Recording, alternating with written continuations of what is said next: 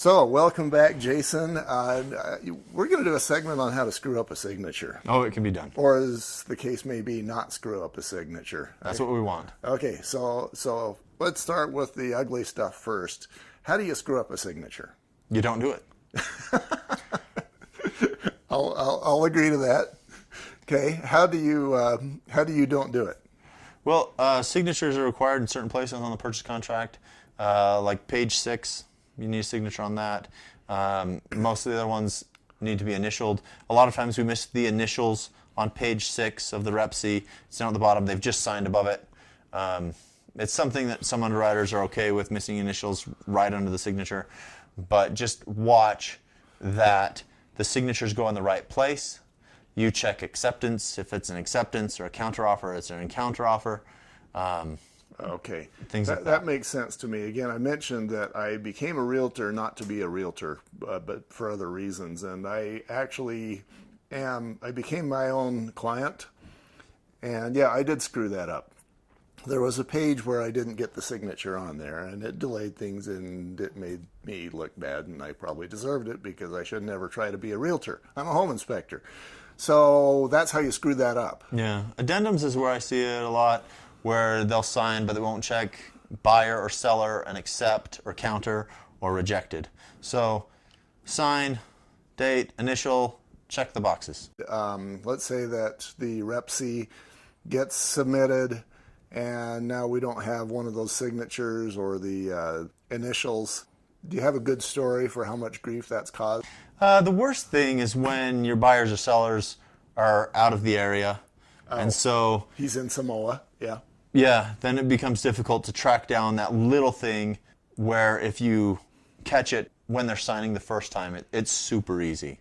So is there any tips and tricks you would maybe do just to make sure that, to give the realtor a little bit more ammo? I guess it's just as simple as check every page to make sure we've got not a signature, but initials on the bottom. Mm-hmm. And then you mentioned that the last page has to have not only a signature, but initials at the bottom. as well. There's a spot for it. The thing to remember is this is a legally binding contract. Mm-hmm. This is dictating what's happening for the transfer of this hundreds of $1,000s assets, typically. And so while it may seem nitpicky that your borrower didn't check the acceptance box, but they checked the other boxes around it, that it should be clear that they're moving forward like that. They checked everything else.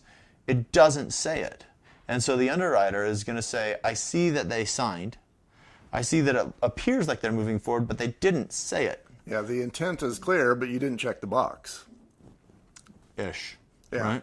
The intent is kind of clear. Yeah, I guess that's true. It's not clear until the box is checked, and then it's clear. Right. Yeah, you can see that the buyer or the seller saw it, but that's all you can really guarantee.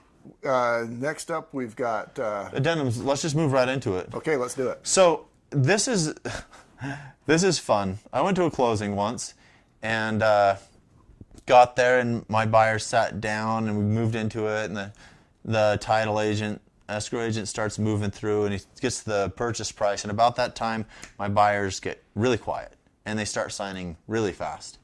And I think this is interesting. And they sign all the pages, and closing's done, and they get up and they book. And then I leave. The sellers come in to sign, and they say, this is not what we're selling the home for. Your purchase price is $2,000 low. Oops. And I call the agent, and I say, hey, what's the last addendum you have? And she says, oh my goodness, I'm so sorry. So, yeah, there was an issue. The purchase price changed. My buyers thought they were going to get a sweet deal, but both parties have to agree to sell the house at closing. So make sure you get all the addendums to the lender that he can review them. Another fun story I got the purchase contract, page 1, page 6, and addendum 2, which were all the pieces of information. Maybe I had page 4, like where you fill stuff in, that the important stuff. I had all the important information, the agent told me. Anyway, that doesn't work either. So big thing, if your page says one of, make sure that we have all of the pages that it lists. So sometimes if you're doing an autofill form online, it'll be page 1 of 2, and page 2 of 2 is blank. If it says that, I need them. Your lender's going to need them. Page 1 of 6, need all 6 pages. Page 1 of 2, page 1 of 3, I've got to have them all. You can remove the page 1 of and have it just say page 1 if it's 1 page, if that's what it really is, or give your lender all the pages.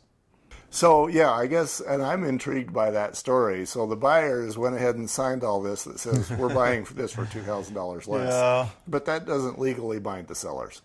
No, I've actually been to a closing where it was for sale by owner. They did it all by themselves.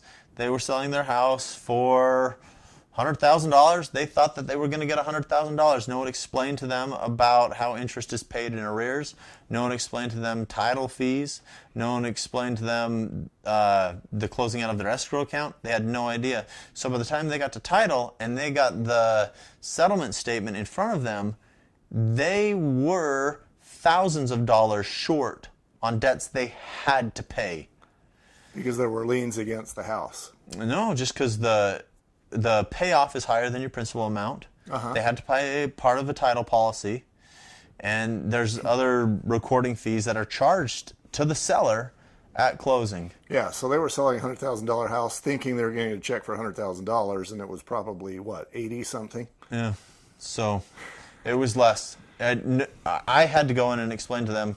The title wasn't explaining to them. They didn't have an agent to explain it. The agent representing the buyers is not legally bound to do it. But the contract is a contract. They agreed to sell a house for a certain price by a certain time. And if that's not done, there are repercussions, and we'll hit those at the end.